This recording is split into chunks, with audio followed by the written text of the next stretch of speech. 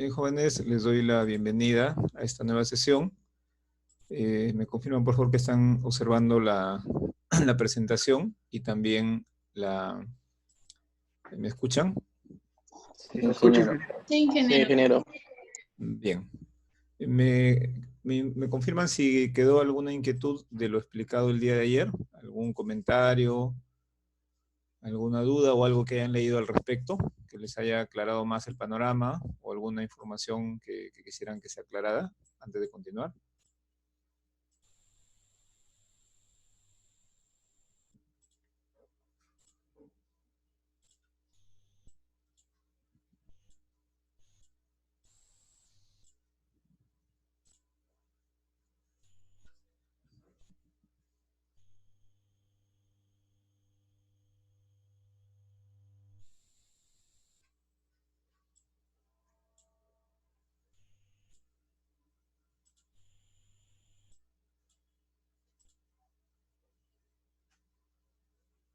¿No hay preguntas?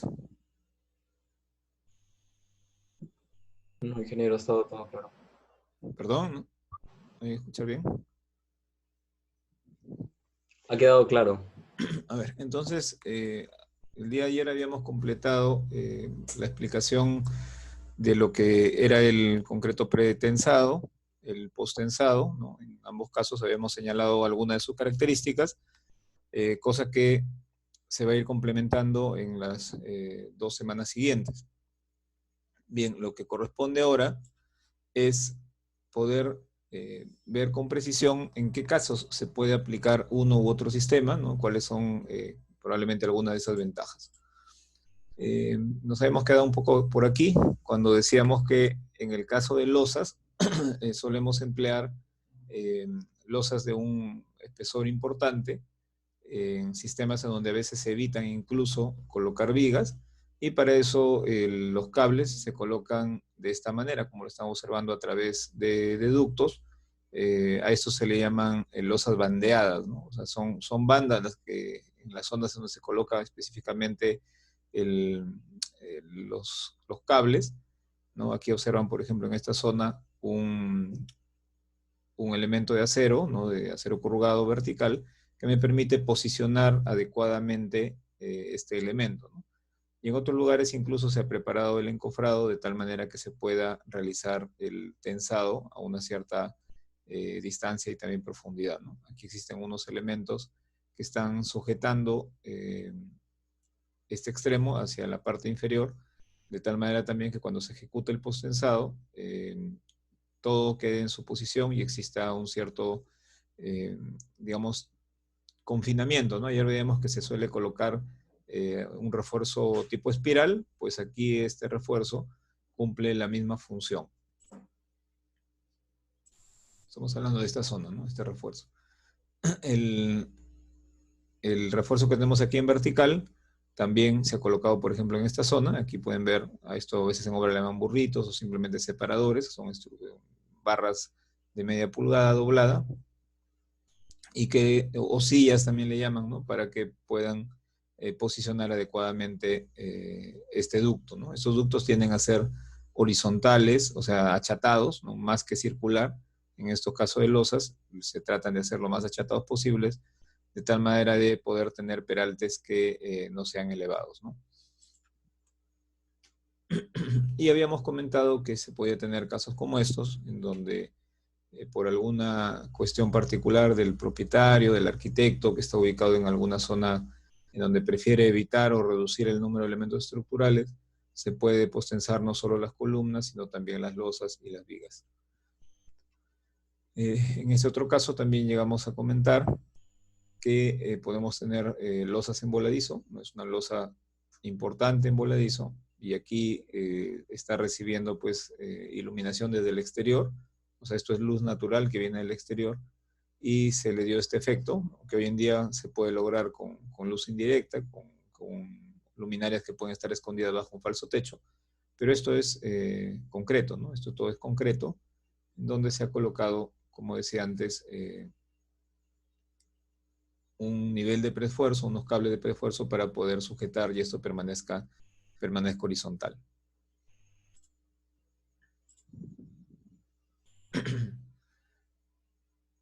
Por aquí les quiero mostrar una información para que luego podamos atender algunas de las consultas que tuvieran sobre las exposiciones, ¿no? Sobre los contenidos de las exposiciones.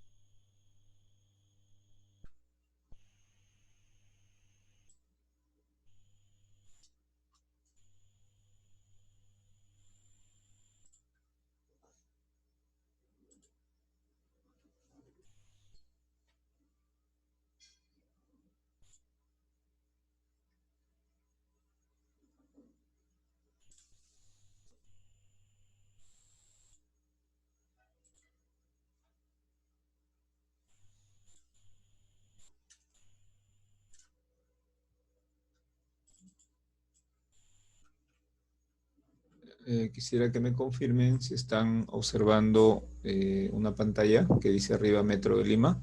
Sí, ingeniero. Sí, ingeniero. Ya, Ingeniero, voy a ingeniero. Gracias. Voy a ver la forma de poder compartir el audio un instante para que puedan ustedes seguir este video un instante.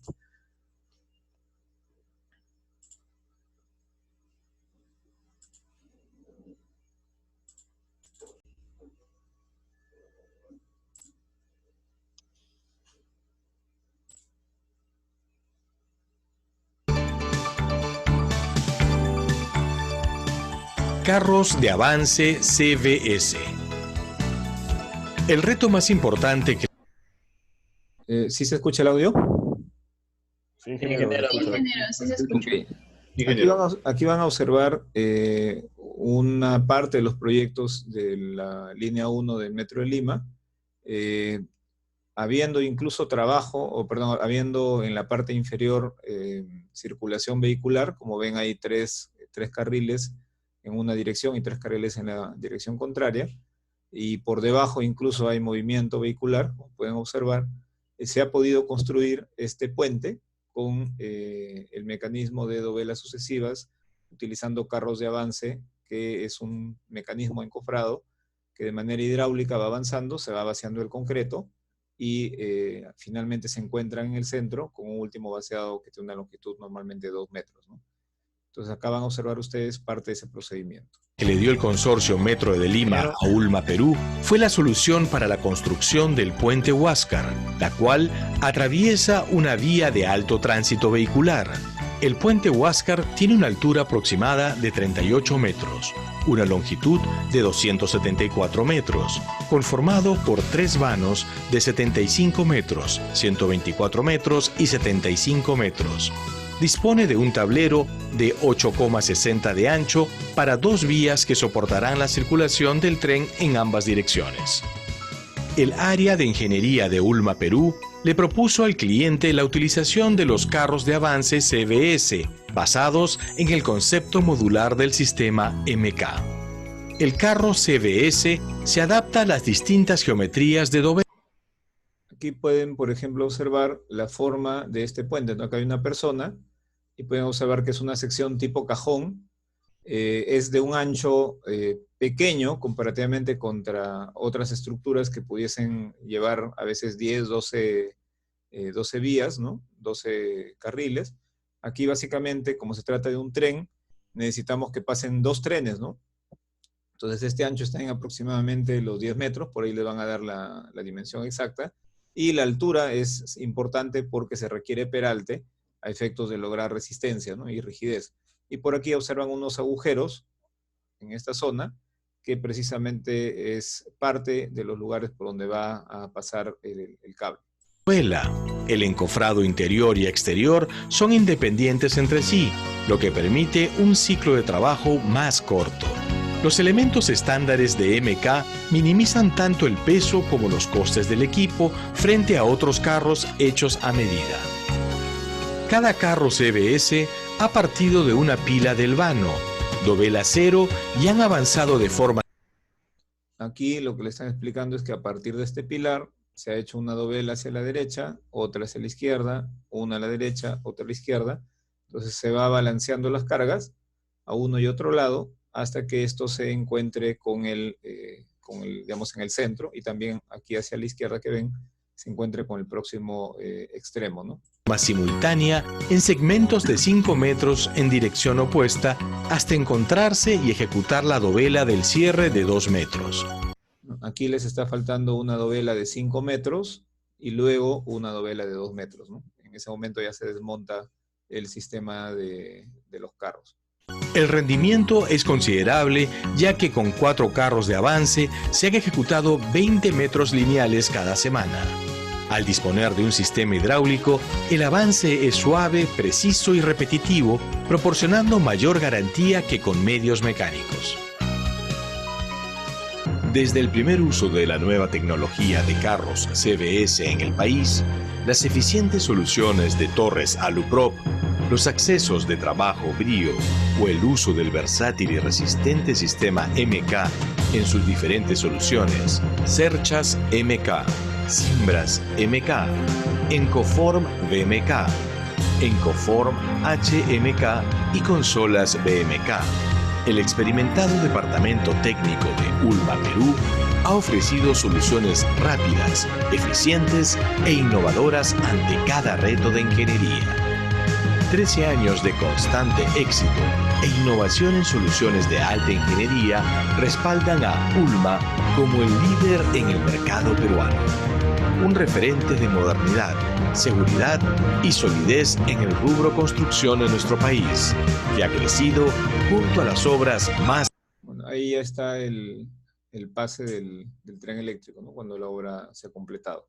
Entonces, no sé si esto quedó claro, si tuvieran alguna inquietud sobre parte de lo aquí narrado, ¿no? Como que complementa un poco lo que ayer habíamos adelantado, ¿no? Respecto a estos sistemas.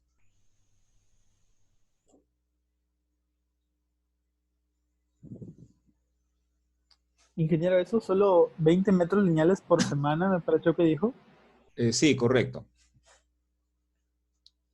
Sí, cuando ustedes desean, por ejemplo, colocar un encofrado que vaya desde la parte baja hacia la parte superior, pues ocuparían la vía permanentemente, ¿no? El encofrado sería un encofrado que también tendría un costo importante, probablemente equiparable al encofrado de estos carros que son deslizantes e impulsados hidráulicamente, ¿no?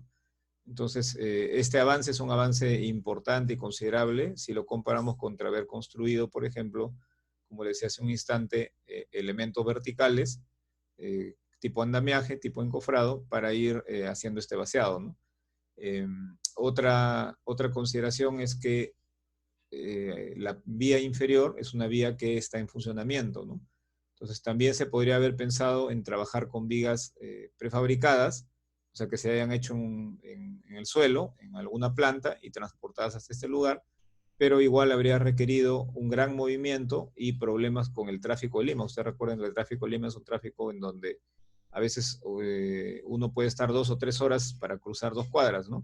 Imagínense transportar elementos de esta magnitud en Lima, ¿no? Si estuviésemos en otra ubicación, en otra ciudad, o tuviésemos al costado un río navegable, hubiera sido una alternativa prefabricar estos elementos y transportarlos hasta su posición final, o trabajar con elementos, por ejemplo, de 20 o 30 metros de luz y luego unirlos todos aquí, ¿no? En este caso, aquí pueden escuchar la medida que tiene el tramo. Fue la solución para la construcción del puente Huáscar, la cual atraviesa una vía de alto tránsito vehicular. El puente Huáscar tiene una altura aproximada de 38 metros, una longitud de 274 metros, conformado por 3 vanos de 75 metros. O sea, este vano, que es el primero, tiene 75 metros. Este es uno de los vanos pequeños, ¿no? Aquí termina, aquí hay una articulación, y de aquí hacia la derecha le han puesto otro nombre al puente, ¿no? Pero esta zona en particular, del puente Huáscar, esto mide 75 metros. El vano siguiente 124 metros y 75. Otra vez 124, que es el vano más largo, y el posterior nuevamente 75 metros. Entonces, tener 170 metros y pensar trabajar esto de manera prefabricada, habría requerido un amplio espacio de maniobra. Aquí en la parte delantera y posterior tienen postes, atrás tienen líneas de alta tensión, y se tendría que haber llevado pues el tránsito de esta zona a otro lugar, ¿no? Cosas que a veces es imposible cuando no se tienen vías alternas, ¿no? Entonces se estudia la posibilidad, cuál es la más viable, y con esa posibilidad con la que se ha trabajado, que les da este ritmo de avance. 5 metros. Dispone de un tablero de 8,60 de ancho. Ahí está el ancho, que como les decía es un ancho pequeño si lo comparamos con otros tipos de puentes, ¿no? ¿Alguna otra consulta? Ingeniero, Sí, adelante. ¿por qué los ductos para los cables del postensado está en la parte superior de la dovela? Ya, ahora vamos a mostrar aquí.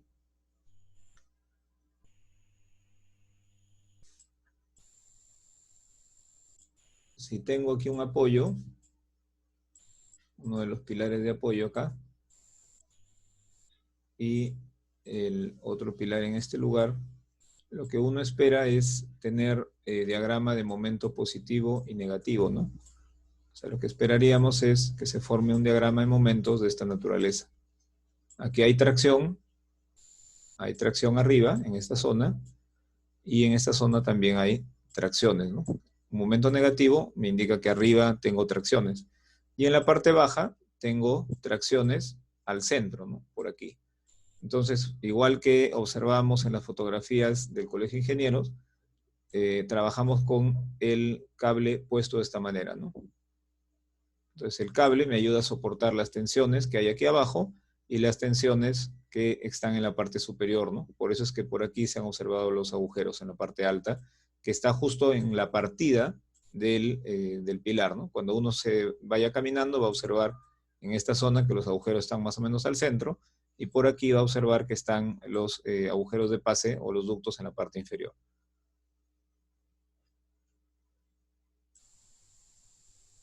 Ya, ingeniero, gracias. Bien. Bien, ¿hay alguna otra inquietud?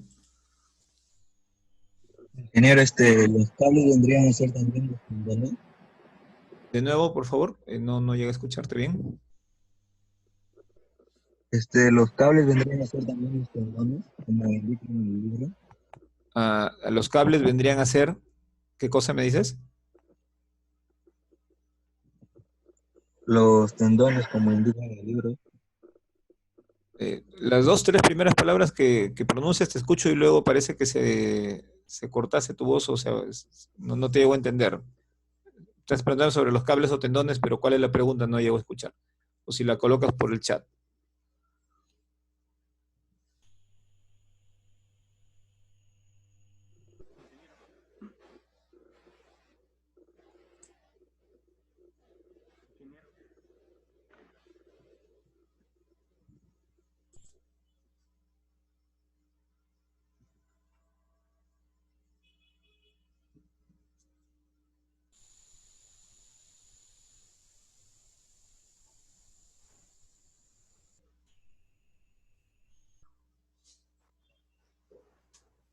Ok, si los cables vienen a ser los tendones. Ya, vamos a ver en un instante aquí cuál es la terminología que utilizamos, a qué se le llama un tendón, perdón, a qué se le llama un torón, y ayer veíamos que era un alambre, ¿no?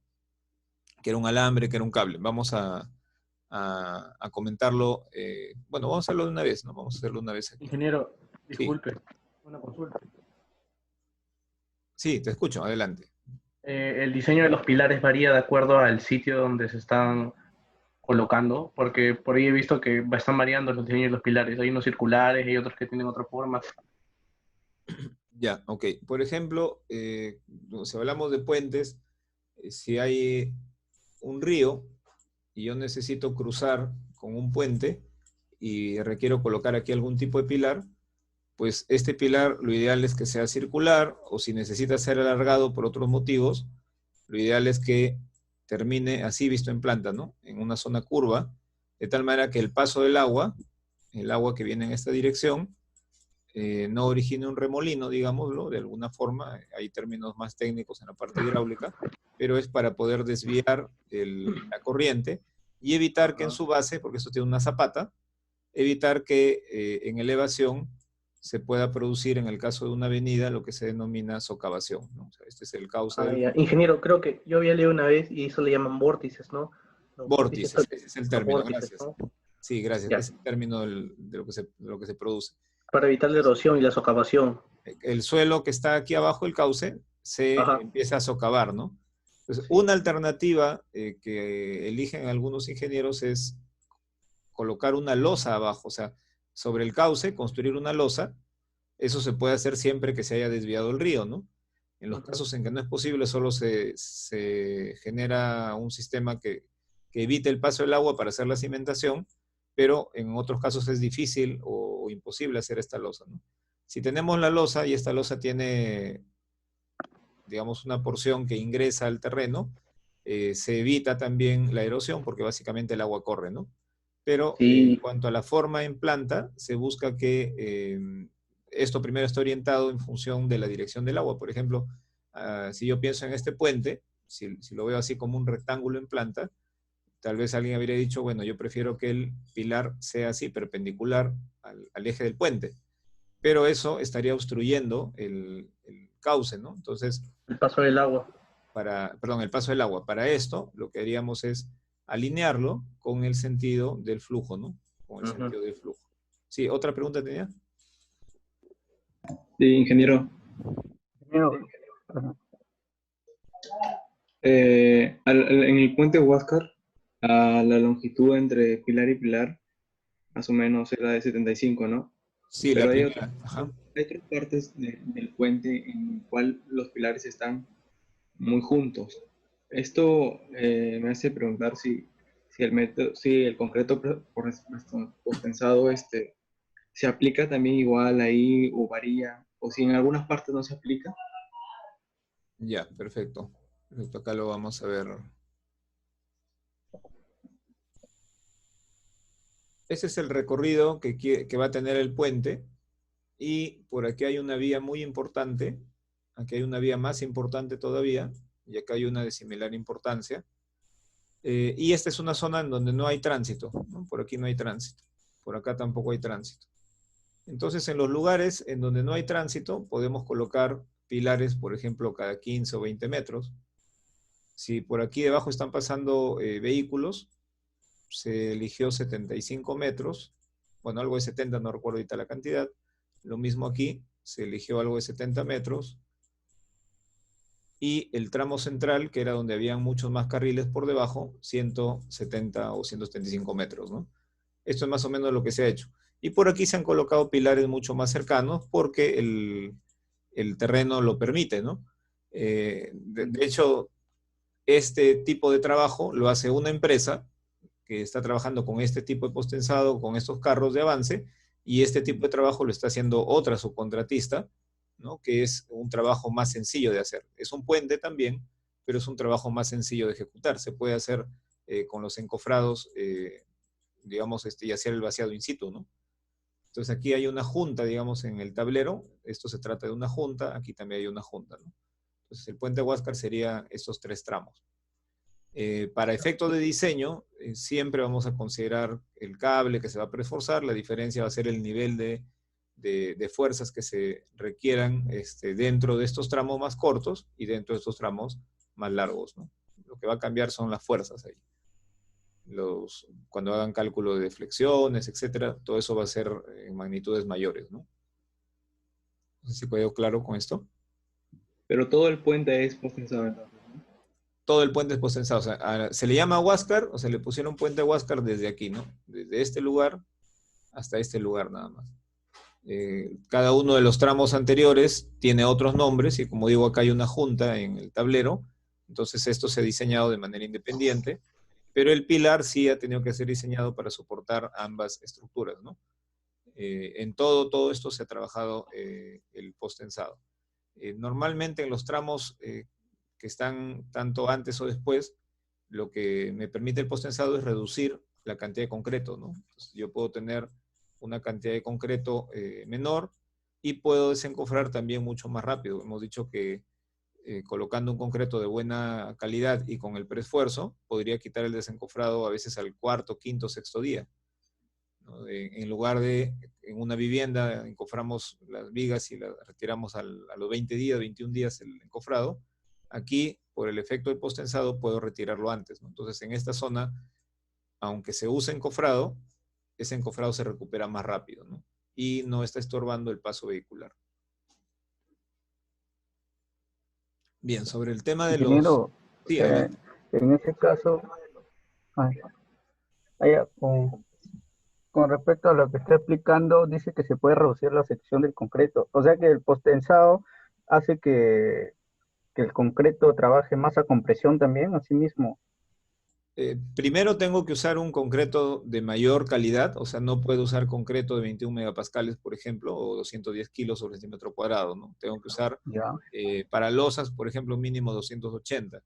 Y si estoy hablando de puentes, en algunos casos me van a pedir 350, 420 kilos sobre centímetro cuadrado.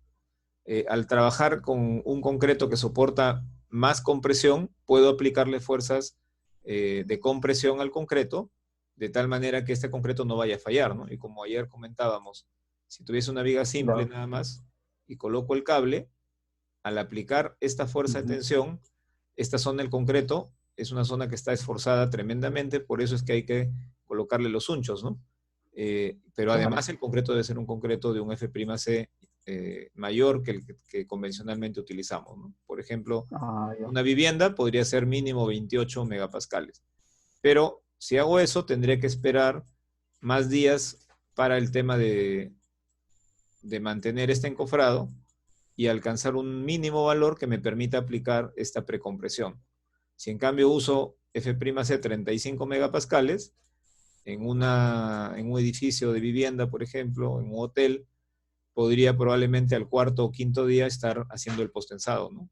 Entonces, puedo reducir la altura de la sección porque tengo un mejor concreto y porque el cable además me ayuda a anular las fisuras aquí, ¿no? Ingeniero, ¿y también es útil el uso de aditivos en el concreto? Sí, o sea, definitivamente cuando utilizamos concretos que alcanzan esta resistencia nada más, ya es casi, digamos, una norma, ¿no? El hecho de usar aditivos. Por ejemplo, en el caso del concreto, utilizar plastificantes o superplastificantes, ¿no? Si quiero llegar a 350 con mayor razón, si quiero llegar a 420 con mayor razón, perdón, esto es 420 kilos, ¿no? Sobre centímetro cuadrado, o 42 megapascales, ¿no? Ya tendría que usar de todas maneras plastificante. De otra forma va a ser muy difícil conseguir este tipo de concreto, ¿no? Cada vez que compramos concreto, por ejemplo, premezclado, sin excepción el concreto premezclado lleva retardantes y lleva plastificante, ¿no? Todos los concretos que compramos tienen esas características.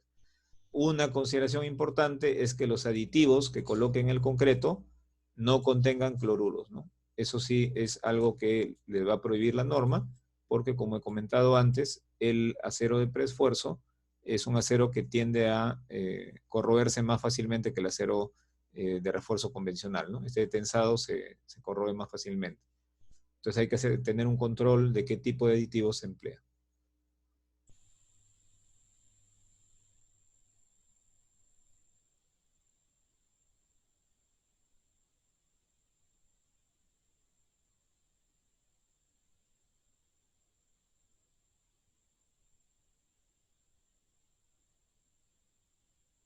Ayer hablábamos entonces de alambres, ¿no? Alambres para tensado. Y cuando utilizábamos varios alambres dispuestos uno alrededor, uno al centro y 6 alrededor, esto le llamamos un torón de 7 alambres, ¿no? Entonces, esto es un torón.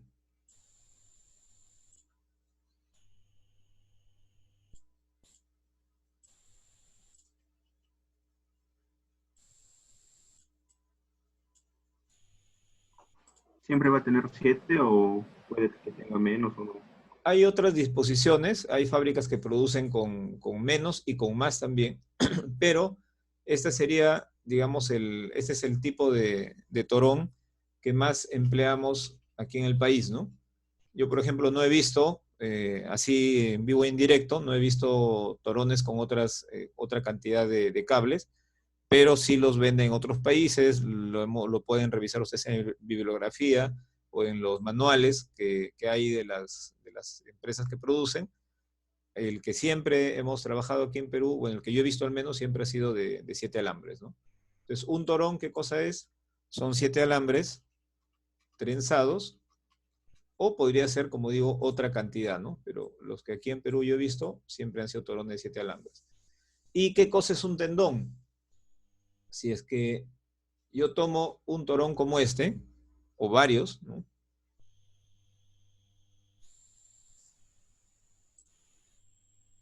Estoy tomando varios torones. Todo esto se llama un tendón. Entonces, cuando hablamos de un ducto, como los que se veían ayer, en ese ducto podrían ir, por ejemplo, esta cantidad de... Este sería el ducto que va a contener a todos estos torones. A esto se le llama entonces tendón. O sea, el tendón no es otra cosa que el agrupamiento, ¿no? O la agrupación de varios torones en obra, ¿no? Que son parte del diseño. En el diseño ubico un ducto. En este ducto van a ir todos estos todos estos torones conformados por alambres individuales. Por eso les decía que es importante, por ejemplo, en el momento de diseño, conocer cuál es el ducto, el diámetro del ducto, tanto el interior como el exterior, ¿no? El interior, porque con el diámetro interior yo puedo conocer la cantidad de torones que puedo colocar dentro, y con el exterior, cuando estoy diseñando una viga, por ejemplo, de esta forma, si yo digo acá va a ir un ducto, 2 ductos, y, por ejemplo, entonces tengo que conocer este diámetro externo para poder saber qué cantidad de concreto me queda tanto a la derecha como a la izquierda, ¿no? Cuando haga mi diseño por cortante, no tengo todo el ancho disponible para corte, sino tengo solamente este ancho que me está quedando fuera del ducto, ¿no? En el análisis inicialmente. Cuando esto va vaciado por dentro con el grout, como lo habíamos comentado, pues ya todo va a trabajar. Cuando utilizamos secciones en las que queremos optimizar recursos, las secciones tienden a ser de esta forma.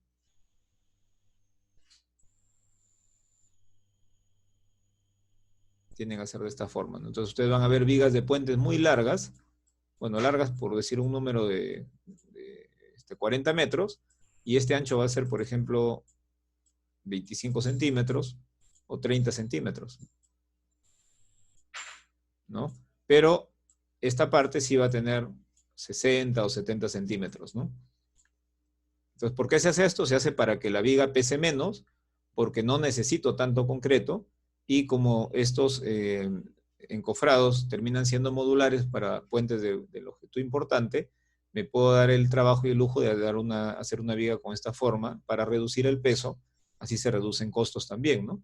Si la comparas esta viga contra una de concreto normal, probablemente la de concreto normal debería verse así de robusta, y por eso es que hablamos nosotros de un ahorro, ¿no?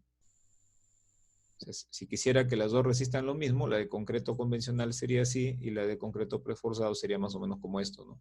Entonces tengo menos peralte y menos concreto en volumen, porque también el ancho es menor. Esa es una cosa importante que deben ir más o menos captando. Y entonces, si yo decido ponerle 25 y se me ocurre colocarle un ducto de 15 centímetros, ¿no? Un ducto de este tamaño, a veces no va a haber ni espacio para que pasen los aceros que van aquí, ¿no? Que son tipo estribo. Entonces, por eso es que es importante conocer las capacidades disponibles de diámetros para ductos, y en este ducto en particular, que tiene un código, la cantidad de torones que puedo colocar.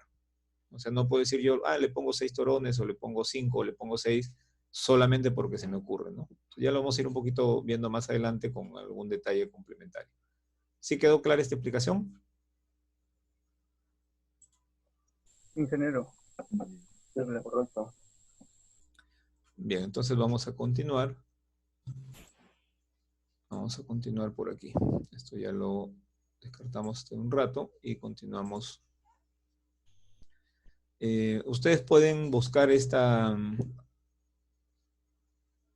edificación que se llama así Termas de Valls.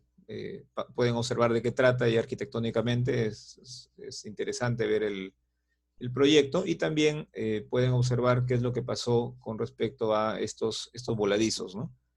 No sé si tengo a la mano el link. Quiero confirmar si está acá a la mano. No, no lo tengo a la mano ahora. Pero igual pueden buscar con este nombre, busquen algún video del interior o del proceso constructivo y van a observar cómo es que se ha trabajado. Es un proyecto ya que tiene algunas décadas. Bien, cuando hablamos de puentes, ¿no? Lo anterior ha sido en edificación, pero cuando hablamos de puentes, yo puedo hacer un vaciado in situ sobre un encofrado, ¿no? O sea, si hay un encofrado, puedo colocar refuerzo convencional, puedo colocar ductos, terminar mi encofrado como lo han visto en el edificio, ¿no? En un edificio vieron que estaba colocado solo el encofrado de fondo y un lateral. Se colocó el refuerzo, se colocó el ducto, se cierra el encofrado, se coloca el concreto, se le da el curado. Esto puede esperar, por ejemplo, 2 semanas, y hacen el tensado, ¿no? Si fuera una obra pequeña que no perjudique el tránsito o el paso de algún vehículo, etc. Y si quiero desencofrar mucho antes, tendré que usar un concreto de mayor resistencia para que al 4º o 5º día alcance la capacidad que yo espero, ¿no? Otra forma es con vigas prefabricadas, ¿no? Estas vigas las puedo construir en el suelo, con sus ductos, las postenso en el suelo y luego las iso a su posición final, ¿no?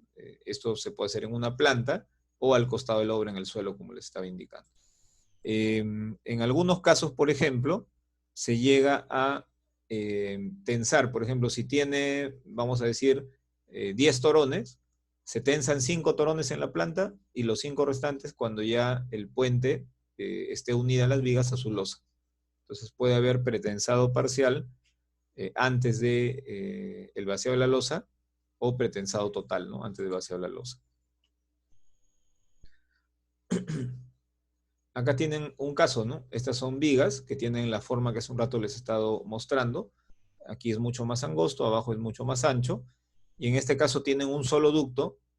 Hay un solo ducto porque no se ha requerido más, y de ese ducto están saliendo por aquí, ustedes observan varios cables, ¿no? En la parte superior ven que el acero vertical que absorbe cortante está doblado para que sobre esto pueda vaciarse la losa por la cual van a transitar los vehículos. Entonces, este refuerzo cumple la función de soportar corte y cumple además la función de soportar flujo de corte. Aquí puedo hacer un esquema también breve, porque cada vez que hablamos de postensado o de elementos que en parte son prefabricados, vamos a necesitar hablar de este flujo de corte, ¿no? No sé, por ejemplo, si en resistencia a materiales ustedes han hecho un diseño como este, ¿no? Les dicen, tienes una tabla, le aplicas cargas, está apoyada, y les da que esta tabla se deforma, por ejemplo, esta cantidad, ¿no? Si se nos ocurre poner 2 tablas ahora, se me ocurre poner una tabla sobre otra, simplemente puestas, y luego aplico carga, lo que voy a observar, voy a acercarme a esta zona, como se vería, voy a observar que la tabla se curva y que la otra tabla también se curva. Pero hay un desplazamiento distinto entre ellas, ¿no? O sea que esto es el apoyo. Una se desliza respecto de la otra y por aquí sucede este deslizamiento. ¿Por qué? Porque simplemente están puestas. Y probablemente la deflexión sea similar, ¿no? Para lograr que estos elementos trabajen como uno solo, ¿qué necesitaría, con qué lo unirían ustedes a estas tablas? Para que trabajen como si fuese una sola sección. ¿Con clavos? ¿Con qué lo unirían? Tornillos. Por ejemplo, tornillos, por ejemplo, clavos.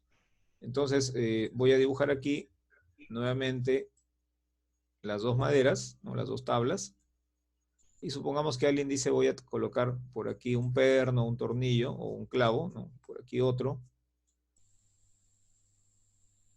Igual en el otro extremo, algunos, ¿no? Entonces la pregunta sería, ¿serán suficientes 4 clavos? ¿De cuánto? ¿De qué diámetro del clavo, no? O si es tornillo, ¿de qué diámetro? ¿Cuántos? ¿Cada qué separación? Similar al diseño entonces de estribos en concreto, nosotros podríamos diseñar estos clavos. No sé si ustedes han hecho ese cálculo, por ejemplo, en resistencia de materiales, que se basa en un concepto que se llama flujo de corte. ¿Alguien me puede confirmar?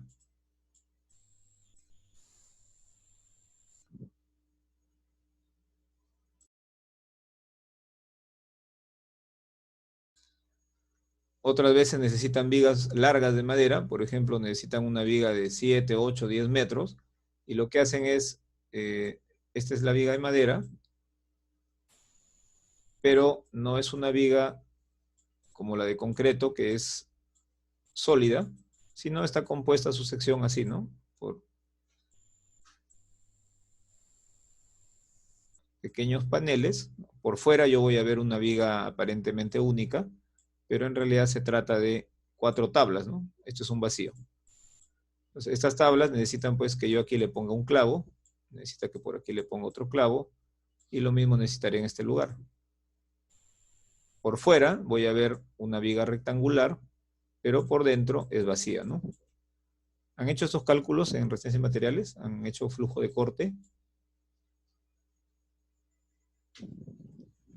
No, ingeniero. No, ingeniero. No hemos hecho. Bien, es importante, si ustedes van a llevar el curso de puentes, por ejemplo, o si simplemente quieren dedicarse en algún momento a desarrollar proyectos en donde se incluya posttensado, que primero revisen esta información, ¿no? Esto, como les digo, en los libros, por ejemplo, en Gibeler, Resistencia de Materiales, van a encontrar información. En BIR van a encontrar información de este tipo. Libros de resistencia de materiales tienen esta información. En Gere y Timoshenko también van a encontrar, ¿no? Necesitan el diagrama de cortante para que a partir de allí se calcule la cantidad de pernos o de clavos para formar lo que se llama sección compuesta. Entonces, ¿qué cosa es una sección compuesta? Es una sección formada por 2 materiales distintos. O más, ¿no? 2 o más materiales distintos. ¿Esto es madera? Sí. Este también es madera. Este también es madera, pero han sido piezas distintas que las estamos juntando para que se comporten como una sola. También, además de esto, cuando, por ejemplo, utilizo una plancha metálica y otra plancha metálica y la sueldo para que formen una sección T, o le sueldo una plancha inferior para que formen una sección I, ¿cómo calculo esta soldadura? ¿Cómo se calcula? También con flujo de corte, ¿no? De esa manera puedo saber el tamaño de la soldadura a emplear. Y en el caso de concreto, podría tener este concreto, que es un concreto que yo espero que llegue, por ejemplo, a 28 megapascales. Hago la porción inferior de la viga, dejándole, como dije, estos fierros. Y luego, cuando la coloco en su posición, encofro para poder vaciar la losa, ¿no? Hago este vaciado de losa. Y entonces me queda, digamos, una viga T, ¿no? Me queda como una viga T. Esta viga T es una viga de sección compuesta, porque este F'C28 ya tiene tal resistencia y aquí el concreto todavía está fresco, ¿no? Está fresco. Y es probable que en una vivienda este concreto sea solamente F'C21. Entonces, después de 28 días del vaciado de la losa, este alcanzará 21 y este habrá llegado solo a 28. Entonces son dos materiales distintos. Son dos materiales distintos, ¿no? Así como se hace sección transformada en albañilería, en este caso lo que nos interesa es cómo las uno para que trabajen íntegramente y no les pase lo que pasaban aquí con estas tablas, ¿no? O sea, esto que se construyó primero y este que se construyó después se vayan a deslizar y no trabajen en sección compuesta. Entonces la manera de hacerlo es haciendo que esta superficie de vaciado sea rugosa, es un tema, y dos, que se diseñen estos elementos adecuadamente, ¿no? Estos aceros que pasan ayudan a evitar este deslizamiento y trabajan como si estuviéramos colocando clavos o pernos. Entonces esta idea general se las doy para que el que tenga interés pueda primero revisar esta información y luego con facilidad va a entender lo que se refiere al cálculo de el refuerzo por corte y por flujo, ¿no? Bien, entonces esta sería la forma en que se han trabajado estas vigas, luego se iza para poder ponerla en su posición y completar el encofrado. Ahí se está izando, se va a colocar entre sus apoyos. Esto nunca hagan, nunca se pongan debajo de una viga que pesa 40 toneladas, menos 4 personas, ¿no? Que es una locura hacer esto. Para eso se colocan unos cables lateralmente con los cuales se va guiando la viga, ¿no? Y si hay que inspeccionar por algún motivo, no pueden haber pues ahí 4 personas, ¿no? Esto podría ser motivo de un accidente. Es un acto seguro. Y aquí tienen, tal cual se ha construido aquí, ¿no? El óvalo grau se construyó de esta manera. Este es un proceso de montaje en Tacna. Aquí se observan las grúas, se observan grúas más pequeñas también, pero lo que están haciendo es montando en su posición las vigas.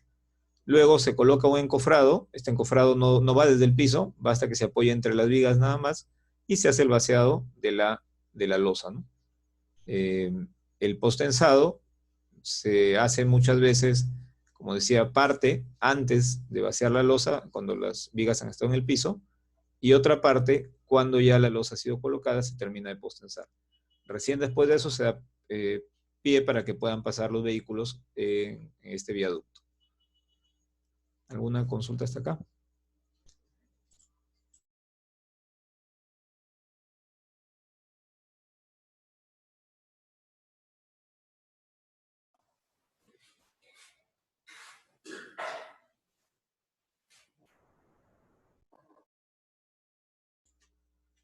¿Alguna consulta? No, ingeniero, todo claro.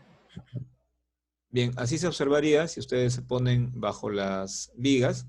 Estas vigas, lógicamente, si han sido bien diseñadas, si han sido bien montadas y están en su posición, pues si alguien camina por debajo no debería pasar ningún problema. O sea, yo no puedo pensar que esta viga se va a caer sobre mi cabeza si es que ha recibido todos los controles, ¿no? ¿Qué deberían tener cuidado? Por ejemplo, cuando se hace este transporte de la viga, en este caso es una sola grúa lo que le está moviendo, porque es una viga, digamos que está en alrededor de 20 metros, 25 metros, ¿no?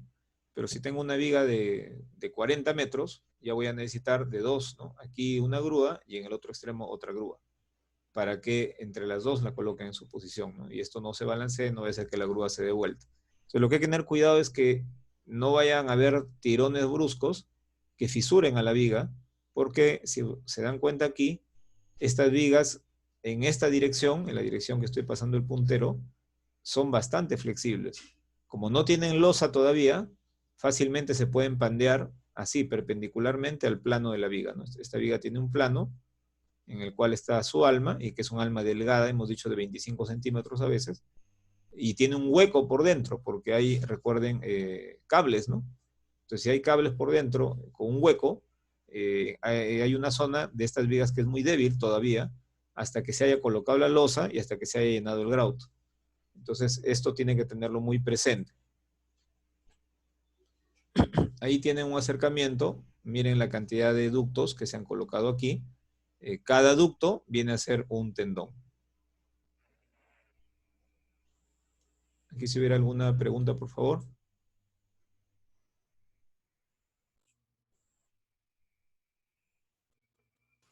Ingeniero, disculpe, una pequeña consulta con respecto a los alambres.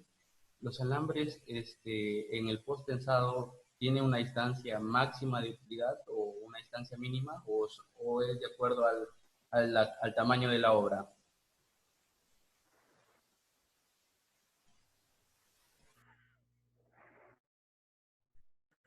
Ingeniero ha silenciado su audio. Sí, estuve subiendo el volumen para poder escucharlos a ustedes. Me decía si cuando se utiliza alambre, si hay una separación. Sí, existen normativamente separaciones. Digamos, yo no puedo colocar dos alambres muy cercanos o dos ductos muy cercanos. Hay límites de separación. Y si llego a colocar dos ductos como estos juntos, como si fuese un paquete, la cantidad de concreto que debe haber alrededor también debe ser mayor, ¿no? Eso lo vamos a ir desarrollando cuando revisemos ya la normatividad al respecto. Aquí recién están colocando los ductos, no se ha terminado el posicionamiento, pero sí observan ustedes que las personas están trabajando todavía en la parte posterior y en esta parte, ¿no? Están tomando las medidas para ir ajustando y que finalmente todos estos ductos tengan la posición que es esperado, ¿no? Y el recubrimiento concreto necesario. Y ahí está un puente terminado, ¿no? Estas son las vigas del puente, las que están transmitiendo la carga entre apoyos, pero observan por aquí otras vigas. No sé si alguno de ustedes sabe cómo se llaman estas vigas que pasan por aquí.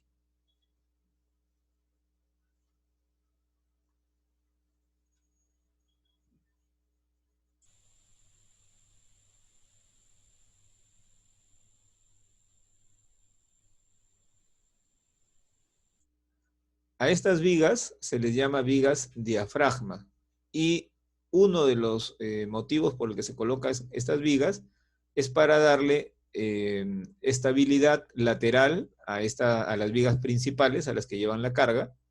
Estas vigas le van a dar una estabilidad lateral, a veces se colocan en un tramo, 2 o 3 vigas, por ejemplo, ¿no? 2 o 3 vigas. Hay algunos lugares en donde se coloca solamente una. En un modelo de un software se puede analizar con más detalle el impacto que tiene colocar 1, 2 o 3 vigas. ¿Y cómo se construyen si las vigas son prefabricadas, ¿no? ¿Cómo es que amarro yo el fierro de esta viga diafragma a la viga longitudinal? Aquí pueden observarlo. Este fierro, estas barritas que observan aquí, son las que permiten luego empalmar. Aquí se empalma una barra, otra aquí, dos más a un tercio, otras dos más a un tercio y dos más abajo, habiendo colocado previamente estribos, y de esa manera se construyen las vigas diafragma, ¿no? Entonces, cuando se hace la construcción de la viga prefabricada, ya se deja insertado en su interior el refuerzo para que luego pueda otra vez hacer el empalme y tener la viga diafragma. ¿Eso también se entiende? Sí. Ingeniero, o sea, en una obra de esa magnitud, un puente sin esa viga diafragma, en un movimiento sísmico, podría colapsar, podría ser un error.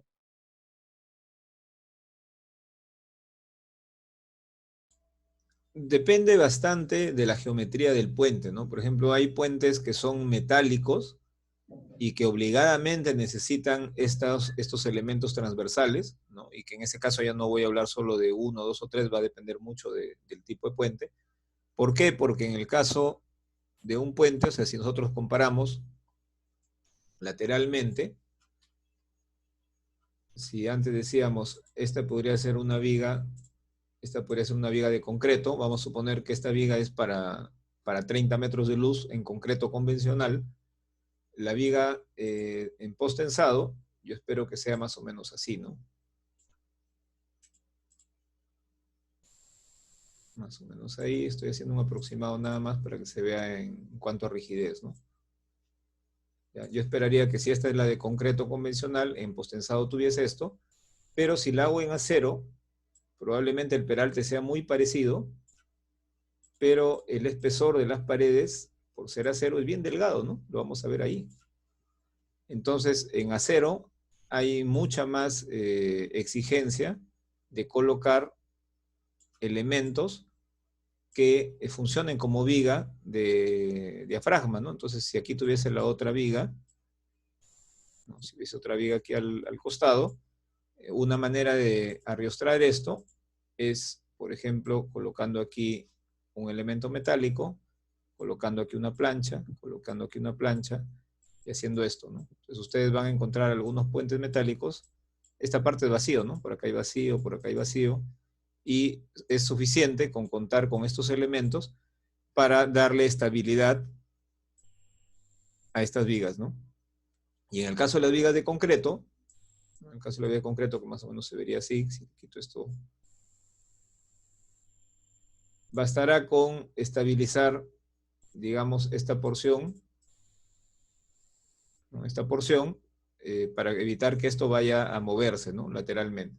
Durante el proceso constructivo, quien me va a ayudar va a ser el encofrado, ¿no? Durante el proceso constructivo. Una vez que el concreto ya armó y tiene una losa en la parte superior, si se tratan de vigas que trabajan como vigas simplemente apoyadas, aquí lo está viendo la sección, ahora estoy viéndolo como lateralmente, yo voy a esperar que en una viga simplemente apoyada solo exista momento positivo, por lo tanto las máximas compresiones se van a dar arriba, las máximas tracciones abajo, y esta zona no es una zona que se pueda pandear, esta zona tampoco. Entonces en la zona central podría haber pandeo, pero para que se pandee tendría que pandearse la parte superior, porque es la zona que está en compresión, y como acá hay losa, esta losa es la que evita normalmente ese problema. Entonces las vigas de diafragma aportan sí a evitar el pandeo, pero cuando hablamos de tramos muy largos. ¿Cuál es su otra función? La otra función que es más importante, la otra función más importante es la siguiente. Aquí tengo un puente de una cierta longitud, por aquí transitan los vehículos en esta dirección y también en la otra dirección, y tengo, por ejemplo, cuatro vigas longitudinales, ¿no? Sean metálicas o sean de concreto, pero son 4 vigas que están soportando este puente, que aquí tiene un apoyo y aquí también tiene el otro apoyo. Entonces, ¿cuál es la idea? Que cuando pase una carga muy alta, este es un camión muy pesado, no trabaje solo esta viga, sino que le haga trabajar a la viga del costado, ¿no? Se ayude con la viga del costado. ¿Y cómo se puede ayudar? Si es que existen las vigas diafragma cada cierta distancia. Entonces, esa es la función principal que tiene la viga diafragma, de pasarle un poco de carga a las vigas de los costados de los laterales, ¿no? Por eso cuando se diseñan puentes, se diseñan cuando hay diafragmas, cuando existen vigas, o cuando no existen, cambia un poquito la manera en que se distribuyen las fuerzas a las vigas principales.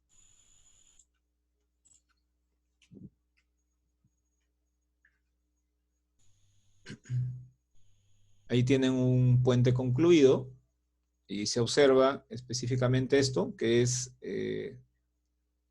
desde el otro lado, cuando esto es una viga de concreto, ¿no? Como en este caso, las vigas diafragma están pasando por aquí y en este lugar se ha hecho el cierre, digamos, del refuerzo que ha pasado.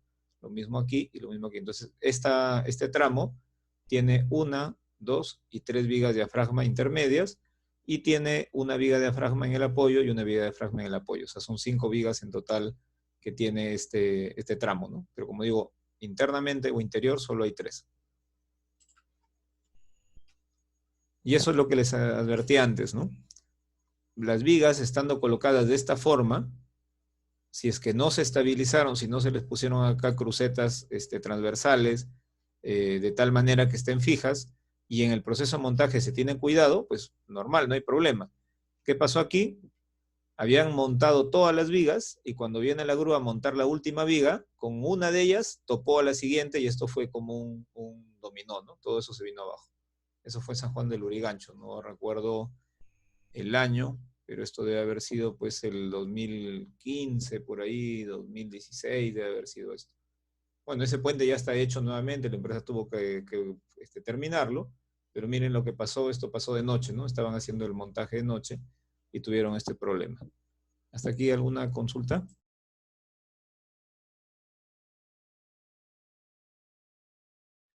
Ingeniero, ingeniero, Sí, sí, te escucho, te escucho. ingeniero, disculpe. Yo tenía una consulta, no sé si quizás no me quedó claro muy bien, en el tema del, del acero de los cortantes.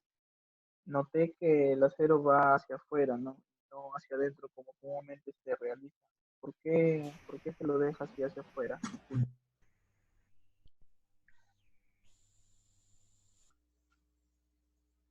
A ver, si yo estoy hablando de una viga, si estoy hablando de una viga dentro de un edificio, vamos a, voy a poner una planta primero aquí. Esta es una planta de un edificio que tiene un número determinado de ejes en una y otra dirección. ¿Ya? Digamos, esa es la planta del edificio del cual quiero conversar. Y ese edificio tiene, por ejemplo, columnas, ¿no? Tiene columnas, columnas, columnas. Si es un edificio netamente aporticado, cualquiera de estas vigas y columnas son partes del sistema sismorresistente.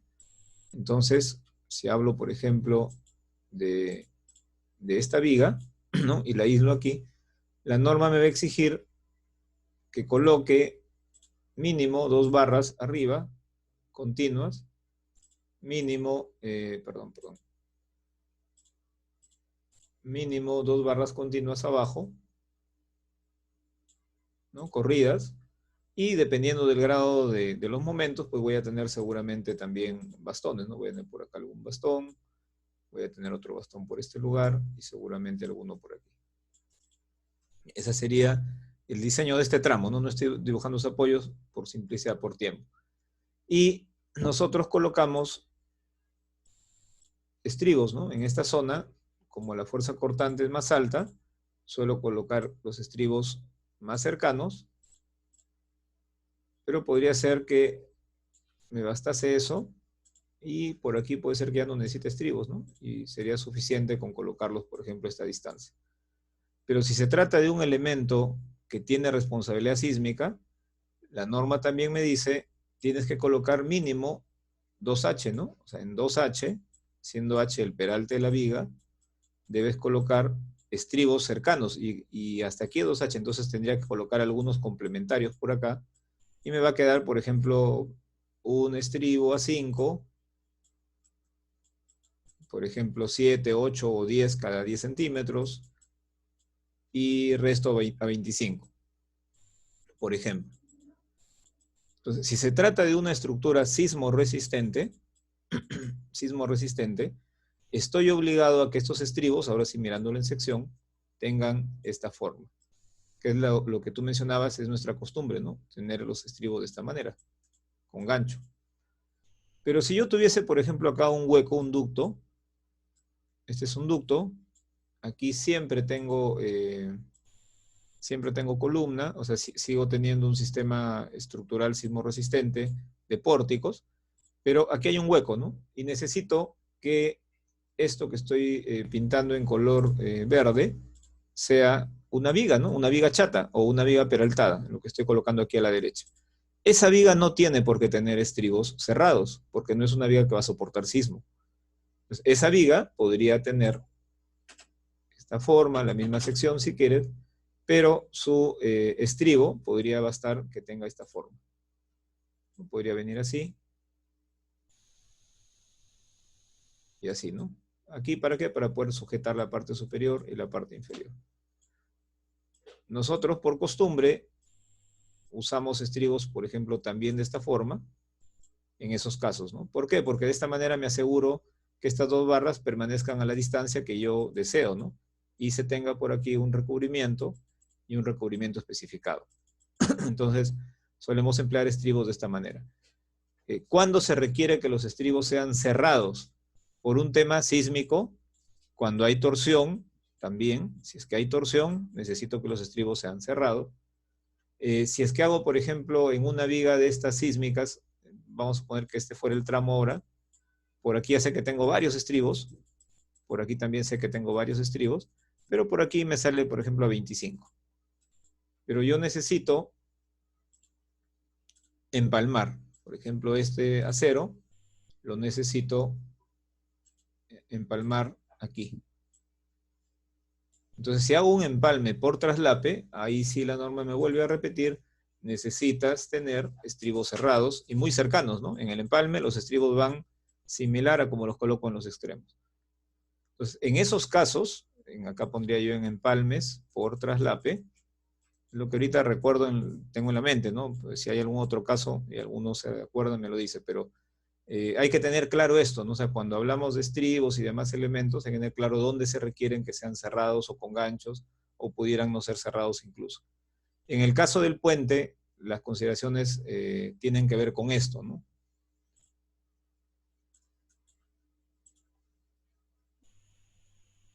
Entonces, en un puente, la sección podría ser de esta forma, por ejemplo.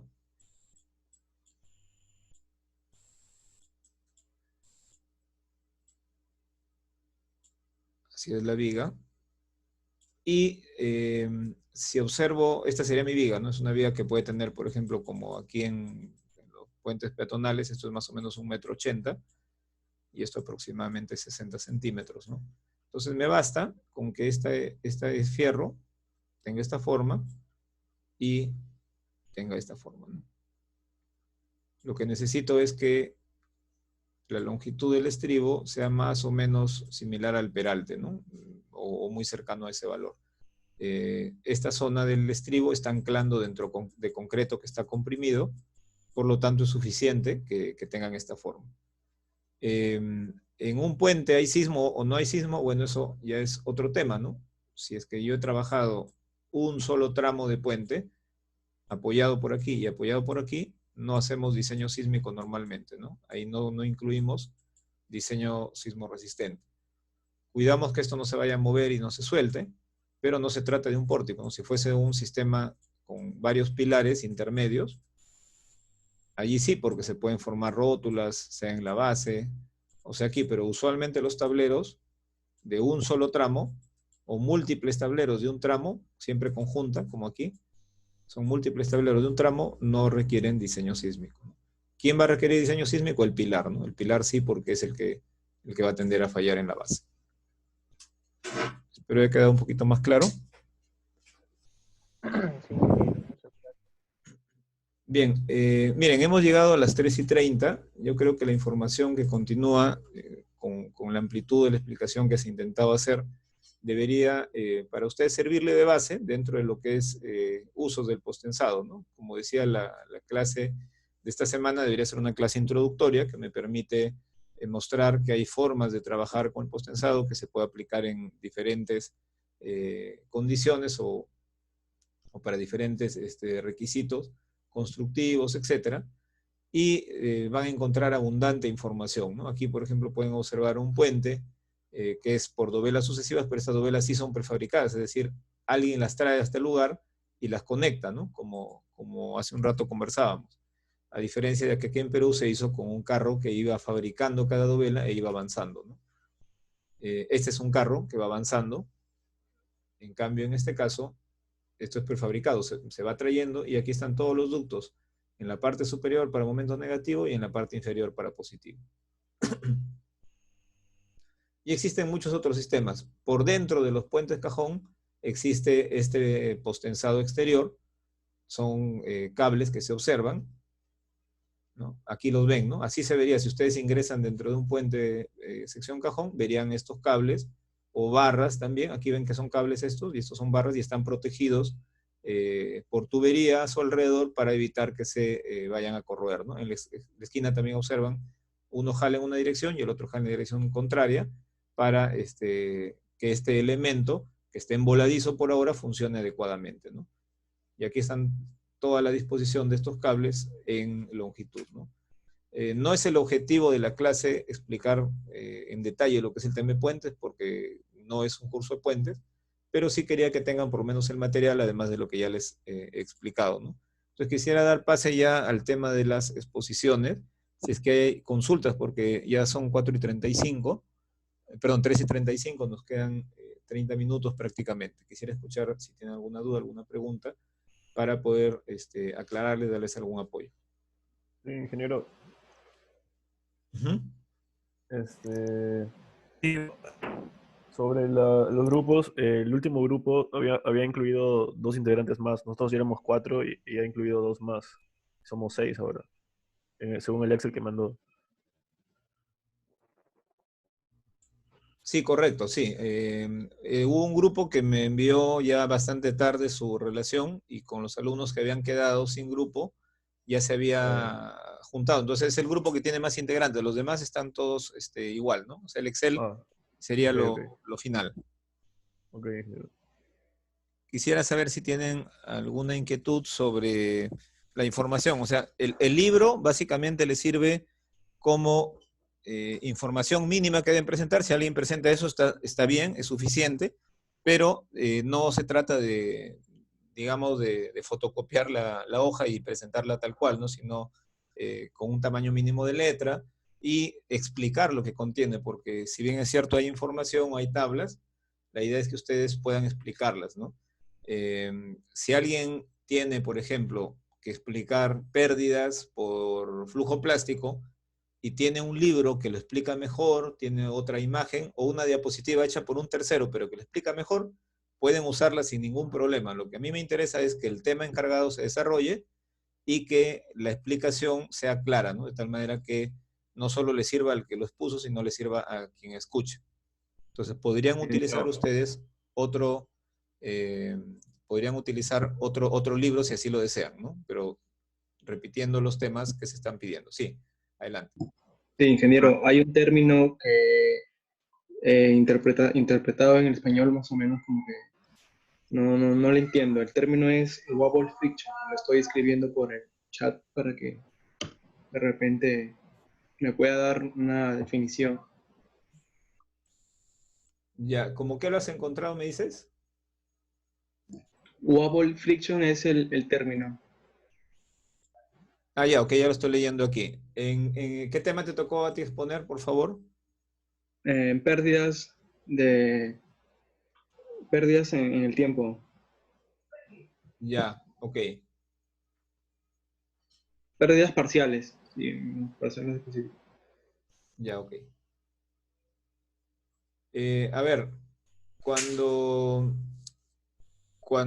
ustedes, imagínense que tienen un ducto, ¿no? Un ducto que es como una manguera de un grosor importante y que al interno, cuando han jalado el cable entra a estar en contacto con una parte de esa manguera, ¿no? A ver, voy a hacer aquí un gráfico, lo voy a compartir.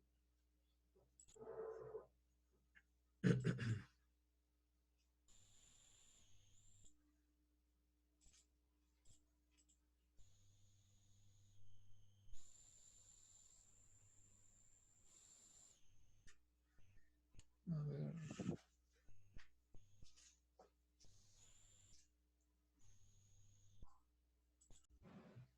Ahí me confirma que está observando el Paint. Ingeniero. Sí, ingeniero. Ya, digamos que este fuese la viga. Si la veo de costado, aquí hay un ducto, pero ese ducto tiene una curvatura que ha sido calculada, ¿no? Entonces imagínense que tienen ustedes un cable. Cuando tensan el cable va a raspar por esta zona y digamos que va a salir por aquí. Y lo mismo va a pasar en este lugar, ¿no? Va a pasar así. Entonces, hay una zona en donde el cable entra en contacto con el concreto o con el ducto. Por aquí también puede estar en contacto. Y entonces lo que se espera es que de la fuerza que yo estoy aplicando, parte se pierda aquí por fricción, digamos, ¿no? Entonces, por ahí va la idea, por ahí va la idea. Te voy a buscar un esquema complementario, a ver quién me hizo la pregunta para poder, y te lo envío. Monja Ruiz, ingeniero. Monja Ruiz, ¿no? Ya, ok. Entonces te voy a buscar un esquema complementario y te lo envío a tu correo apenas cierre la clase. Voy a tomar nota aquí un instante, por favor. Muchas gracias, ingeniero. Un término así nada más ya pequeño sería hacking. Hemos encontrado ese término y la traducción como que no nos ayuda. ¿Tu traducción qué aparecía, me dices?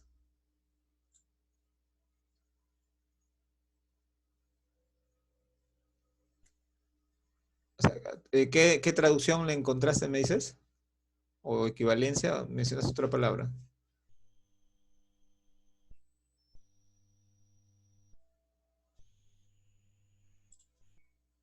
Jacking. Jacking es el gateo, o sea, cuando uno habla de jacking, está diciendo que están tensando, ¿no? O sea, aquí hay una gata que está jalando, al proceso de jalar, de tensar el cable, se le escribe así como jacking. O sea, No encontrábamos ese término, lo escribíamos en el traductor y no salía igual. En castellano aparece como gateo, o sea, como que estás jalando con una gata, ¿no? En realidad es una terminología extraña, pero es el proceso de estar jalando el cable, a eso se refiere con una determinada fuerza hasta que se deforme una cierta cantidad, ¿no? Al proceso de tensado en sí, al procedimiento se le llama así jacking, ¿no? Ahí, ingeniero, muchas gracias. Listo. ¿Alguna otra pregunta que pudieran tener? Sí, ingeniero, una consulta. Más o menos, bueno, ya he visto, ¿no? Los tipos de vigas que son las rectangulares, la C, la T, ¿verdad? Ahí en el libro hay un tipo de viga que es la Ashton tipo 3. Una consulta, eso normalmente se utiliza para puentes o o de repente se utiliza en otra parte también. Y otra es que más o menos observo, ¿no? La geometría que tiene una sección más amplia en la parte superior y en la parte inferior. Parece tipo una viga ahí. Y la consulta que esa viga, o sea, en el proceso constructivo, para imaginármelo más o menos, entenderlo, ¿no? Es que, o sea, encima de esa viga también hay una sección pequeña de losa o, digamos, a nivel de esa viga está a sus costados está la sección de losa. No sé si me dejo entender, ¿no?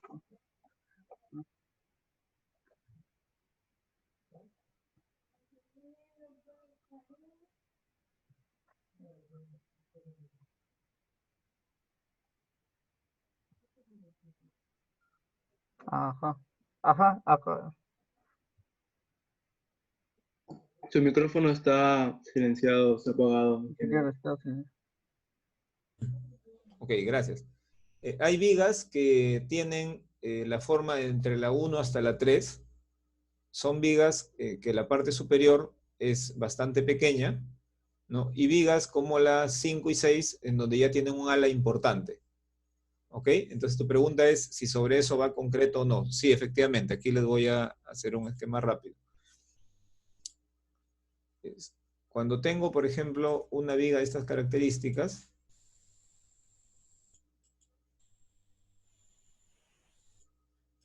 puede ser esta útil para un puente, por ejemplo, un puente de 15 metros, un puente de 10 metros, de 20 metros. Podríamos probablemente estar trabajando con esta viga. Tengo otra al costado. Y la losa va sobre dicha viga, ¿no? Lo que ves en el gráfico es la sección de concreto, pero lógicamente adentro hay fierro y este fierro siempre sobresale, ¿no? Como se ha visto en las imágenes antes. Ya. ¿Ya? Y en el otro caso, cuando tienes vigas que son con un ala más importante, más grande, que también son para puentes, es porque estas vigas van a tener que soportar cargas mayores. Ya estamos hablando de luces mucho más grandes. Si yo tuviese, por ejemplo, una viga de esta forma y pretendo con esta trabajar 40 metros, le va a pasar lo del accidente que hace un momento han visto, ¿no? Es una viga muy inestable antes de que tenga la losa. Entonces se prefiere trabajar con una viga de esta naturaleza y encima irá una losa. O sea, la losa va aquí encima, ¿no? Aquí encima va la losa, que puede ser, por ejemplo, de 20 centímetros en un puente, ¿no? Y estas vigas también tienen refuerzo que está sobresaliendo, no solo al centro, sino también aquí en el borde, ¿no? Acá hay un refuerzo que hace esto. Ya, entendí. Ingeniero, y el tendón se ubicaría en la parte inferior, ¿correcto? Claro, ahora voy a hacer, creo que acá había un esquema. Aquí hay un esquema para que se pueda notar mejor. Este es uno que les voy a mostrar y este es el otro. Por acá tenemos uno de vigas.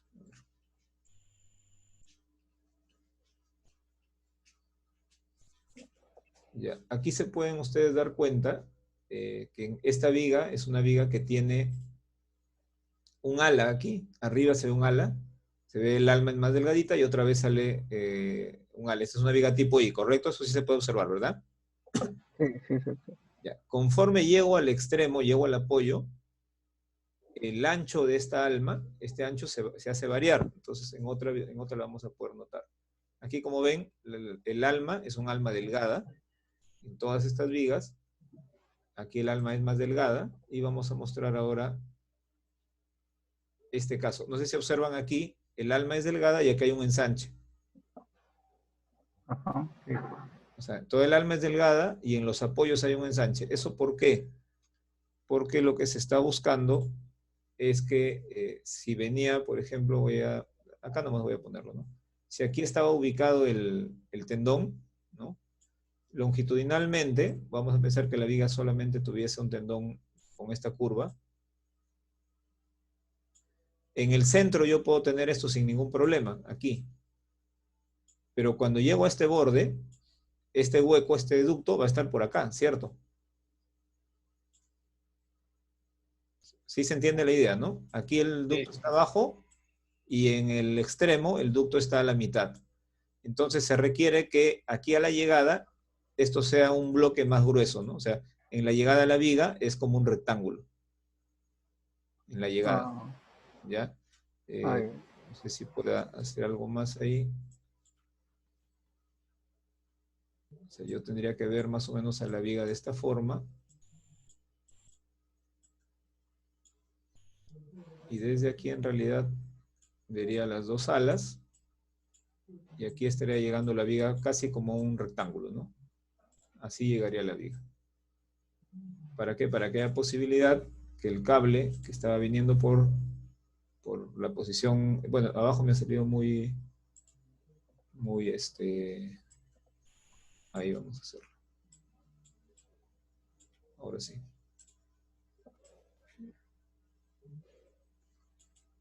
Entonces el cable estaba caminando por aquí abajo donde había espacio. Venía por aquí el cable donde esto era grueso, ¿no? Por acá podía pasar sin problema. Y cuando empieza a subir, para que llegue a este lugar, necesita pues que esto tenga una dimensión mínima. Normalmente se le da esto igual al peralte. Pero eso no es un valor exacto, hay que estudiarlo bien. Porque además recuerda que alrededor va a haber suncho, ¿no? Entonces necesita espacio para todo eso. Y recuerda también que los cables aquí llegan en un ducto, ¿no? Pero llegan los cables y se abren, como han observado en los tensados, ¿no? Entonces necesitamos espacio aquí para ese cono o esa trompeta en la cual termina todo esto. Ya ese es el objetivo de hacer este cambio en los apoyos normalmente. Y les decía, les iba a compartir también este documento. No sé si actualmente está en internet, son difíciles de conseguir porque generalmente tiene un costo importante, pero este es el handbook de diseño para lo que es el concreto, el instituto de acero de refuerzo, ¿no? Entonces por aquí encuentran una serie de secciones, tanto columnas, vigas, con sus propiedades, y encuentran también para elementos prefabricados, como dobles T, dobles I, ¿no? Que se producen en otros países. Aquí es difícil encontrar todavía esta cantidad de elementos, pero este archivo lo voy a colgar ahora mismo. Eso sí, les pediría que también ahora mismo lo descarguen, porque después tengo que retirarlo. ¿Ya? Aquí tienen varias secciones que les van a servir. ¿Otra pregunta? ¿Puedo subir al driver? Sí, al drive lo subo, al drive, porque en el aula virtual no aceptan cuando tiene más de 7, 8 megas. Ya, ingeniero. ¿Qué otra consulta tendrían?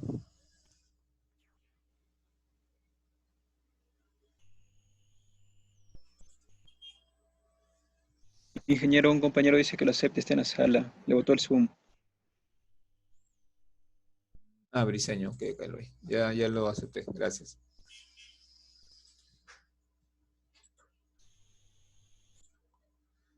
Por ejemplo, a un grupo le ha tocado hablar sobre los materiales, ¿no? Por ejemplo, aquí tienen esta norma en castellano, que es de la CTM, que es para los torones, ¿no? Los torones de 7 alambres.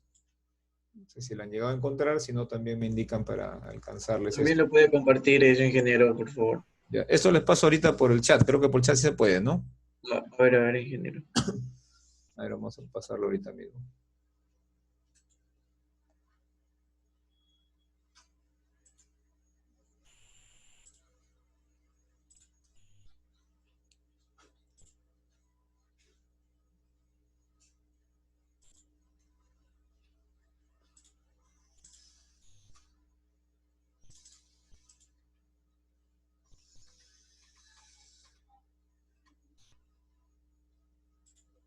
A ver, ¿me confirman que ya lo tienen?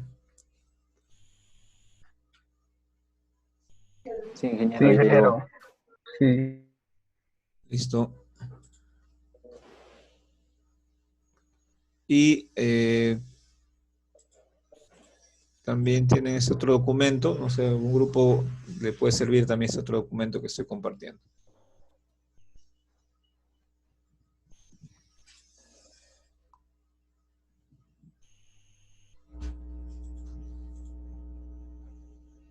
Ingeniero, una consulta. Sí. Ingeniero, el pretensado también presenta pérdidas de preesfuerzo iniciales. El pretensado, Sí. o sea, sus pérdidas son menores porque el alambre queda adherido al concreto. Entonces, imagínense ustedes que tensan el alambre, hacen el vaciado del concreto, el concreto se adhiere directamente al material y recién cuando el concreto haya alcanzado su capacidad, recién en ese momento se corta el cable, digamos, lo que sobra fuera del concreto, y es el instante en que se transmite el total de la fuerza. Pero como el concreto es un material que con el tiempo presenta flujo plástico, va a haber algún nivel de pérdidas debido a este fenómeno. Pero pérdidas en el tiempo ya no. En el tiempo, correcto, así es. Bien, ingeniero.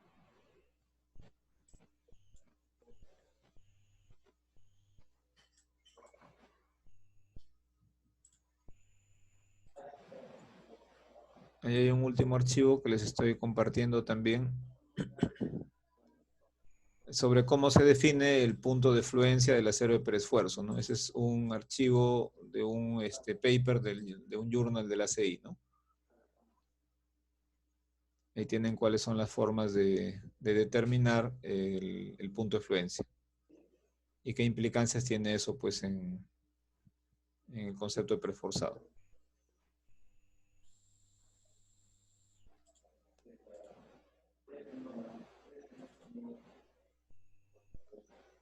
Bueno, si no hay más consultas, aprovechamos estos minutitos para comentarles en qué otras cosas se pueden utilizar estos cables de preesfuerzo. ¿Me están escuchando y están viendo una presentación donde se ve un muro? Sí. Sí, ingeniero, sí. Sí. Ok. Sí, ingeniero. Se tienen anclajes que se hacen hacia el terreno, ojo, anclajes hacia el terreno, y la manera de poder ejecutarlos o los motivos por los cuales se pueden necesitar podrían ser diversos, ¿no? Esta es una estructura, es un muro importante que ya existe, ya está el muro allí, pero está mostrando algún nivel de empujes del terreno y daño que hacen que sea necesario sujetar al muro contra el terreno, ¿no? O sea, el muro ya existe, ya tiene su refuerzo por dentro, pero ha sido necesario practicar perforaciones.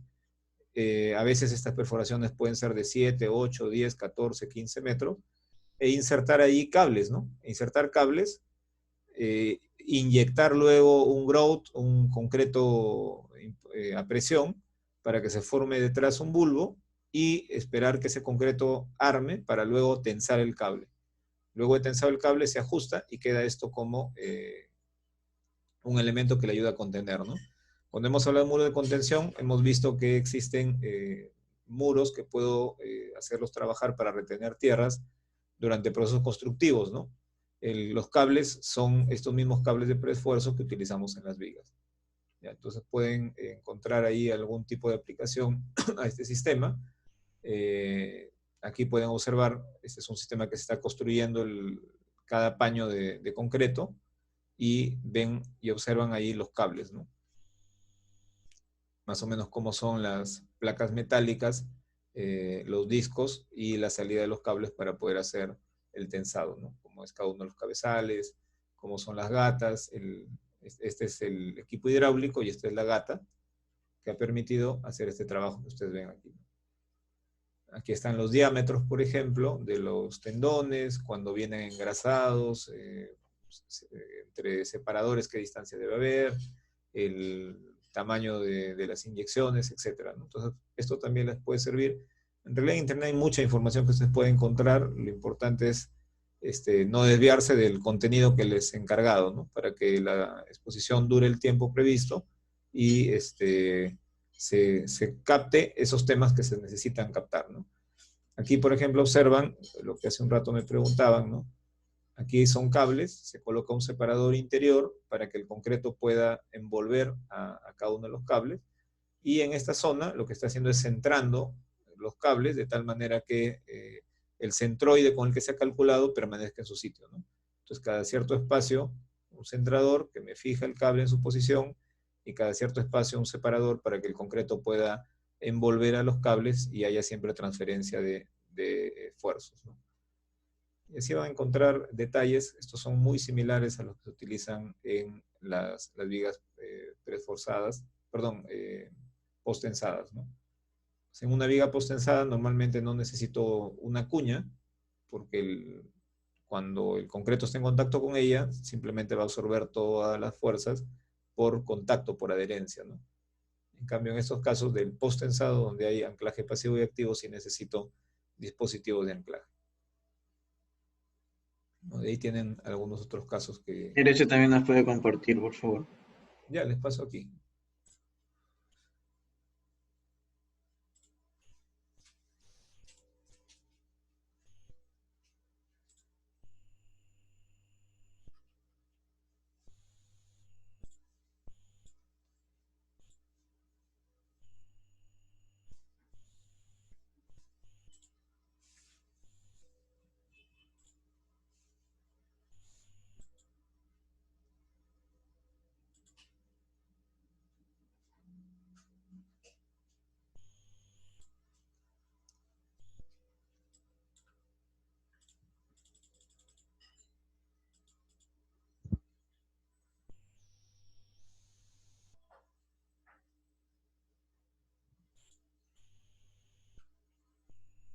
En cuanto a libros, ¿han buscado algún libro complementario? ¿Alguien me puede comentar eso, si es que ha buscado alguna otra bibliografía?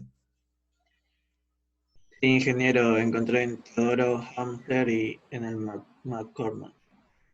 ¿McCormack y en quién más? Y Teodoro Hamler. Harsen. ¿Alguien más ha visto otro libro que tenga postensado? Y también en la INESA. En INESA. Son Sí. esos en diplomados que hay, ¿no? Sí, ingeniero. Ya, ok, entonces... Ingeniero, una pequeña pregunta. Cuando refiere a concreto pretensado, también estoy hablando del acero pretensado, ¿verdad? Cuando hablamos del sistema, claro, al decir concreto pretensado, se está hablando tanto del material concreto junto con el acero. ¿No? Así es.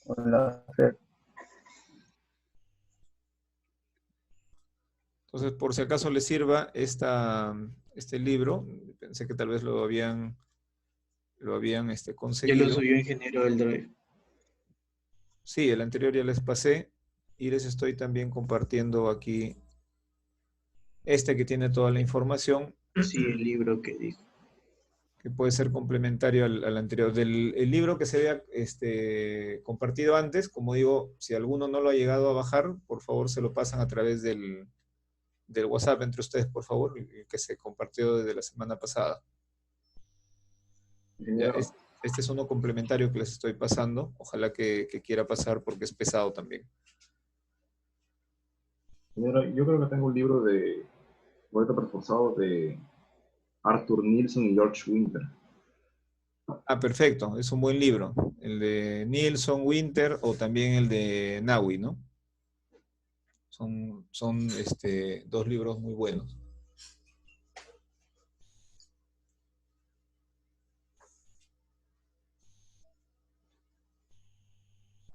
Sí está pasando pero está demorando un poco. Está en la tercera parte recién. Bien, no se olviden de colocar, por favor, su asistencia. Para la próxima semana, la idea es, por favor, que estemos para entrar a la sesión, por lo menos 10 minutos antes. Yo voy a estar, 15 minutos antes voy a estar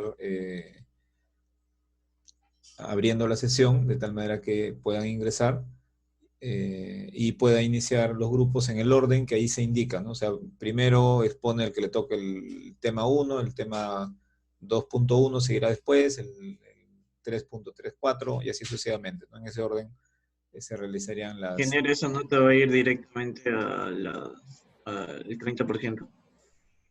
Eso va para la componente 3 y la idea sería que la componente 4 podamos quizá duplicar esa nota, salvo que alguien salga por ahí mal, se le tome algún examen complementario, ¿no? O sea, la idea sería que sirva tanto... ¿Puedo duplicar la nota de la exposición? ¿O?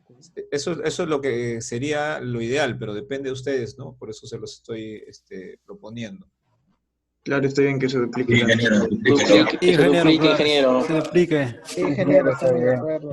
Está bien. Perfecto, entonces prepárenlo bien nada más, porque de eso va a depender entonces un buen porcentaje de su nota final, ¿no? Y bueno, ya para el tema del examen final, mañana debo estar colgando los temas, cosa que también tienen claro de qué va a tratar el examen final, ¿no? Y también puedan ir estudiando. Sí, está bien, ingeniero. Gracias. Listo. Ingeniero, una consulta. ¿Cuántos minutos vamos a tener por grupo para la exposición? En este momento no recuerdo, pero ahí les había colocado el tope, me parece que era 30 minutos. 35, bueno. 35 minutos, ingeniero. Claro, pero había un tope ahí porque yo tengo que hacerles preguntas. Máximo. De tal manera que esas preguntas no duren más de 5 minutos y pueda entrar el siguiente grupo, ¿no? Se les pedía que incluso en el tema de probar su cámara, presentarse y hacer esto de compartir pantalla, tratar de que no demore mucho, ¿no? Que siempre, si hay un grupo de 3 o 4 estudiantes, los 3 tengan el archivo, de tal manera que si uno no puede compartir por algún motivo de conectividad, otro sea el que comparta, ¿no? Y no se pierda tiempo ahí. Ya les pasé el libro, no sé si lo pueden ver, pero puedan descargar. Sí, Sí, llegó, ingeniero. Sí. Ya. Ingeniero, una consulta. O sea, van a ingresar a la exposición de acuerdo a su horario cada grupo. O sea, todos van a entrar al Zoom, ¿no? Todos van a entrar, pero a quien le doy la posibilidad de compartir pantalla en ese momento va a ser según el grupo, ¿no? Entonces ustedes en el grupo 1, que hay 4 participantes, le voy a dar para que uno lo haga en 7 minutos, luego le damos el host al siguiente y así, ¿no? Y cada uno va a ir compartiendo. Ya, ingeniero, gracias. No se olviden que el orden dentro del grupo, de las 4 personas que pertenecen al grupo, se los diré ese mismo día, ¿no? Está el alumno ABCD y le diré al alumno D, tú empiezas, y empieza pues desde el inicio de la exposición. Después le puedo decir al alumno B que continúe y luego al A, ¿no? Eso es indistinto. Entonces, estén preparados con toda la exposición, cada grupo, ¿no? Bien, ¿me confirman si ya pudieron bajarlo? Porque ya vamos a cerrar la sesión y no quisiera que pierdan el archivo. Ingeniero. Sí, ingeniero, ya se ve, ¿verdad? Ya lo bajaron, ya pueden acceder. Un minuto más, ingeniero. Ya, correcto. Ingeniero, ¿al Drive también iba a subir, dijo, un libro? ¿O el que ya está en el chat? No, aquí ya les pasé todos. Lo que les comentaba, a ver, los temas de exposición que se han dejado, el nombre de cada tema no se ha colocado específicamente, sino el acápite, ¿no? 3.1. Ese 3.1 o 2.2 es del libro que estuvo colgado en el Drive, ¿no? Si alguno no lo hubiese descargado, les pido que entre ustedes se lo pasen, por favor, porque era bien pesado para volverlo a cargar. Entonces, ese libro es el libro del cual se saca la exposición, el temario, digámoslo así, y esto que les estoy dando es algo complementario. Si alguien encuentra que aquí la información está más clara, usen esta información, no hay problema, pero en cuanto al título del tema, es del primer libro que se compartió.